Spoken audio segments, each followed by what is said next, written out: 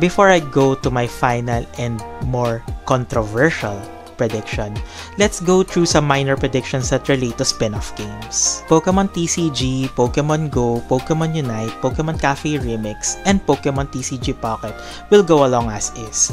Some of them already announced their upcoming events like Battle Partner Set for Pokemon TCG, the Unova Tour for Pokemon Go, and even the A2A small expansion for Pokemon TCG Pocket. You may have noticed I didn't mention one spin-off game.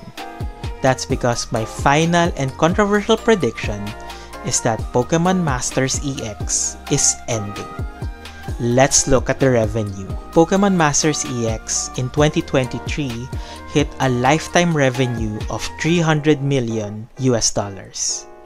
In 2023 as well, Pokemon Go hit $584 million US in 2023 alone. To be fair, Master CX has a very loyal fan base, and because of the branding and the gacha element, I think Pokemon can still profit out of it. I don't think that they should remove the game.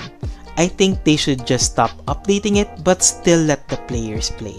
Plus, DNA, which is the developers of Pokemon Master CX, already had another Pokemon game on their hands that is a smash hit, which is Pokemon TCG Pocket.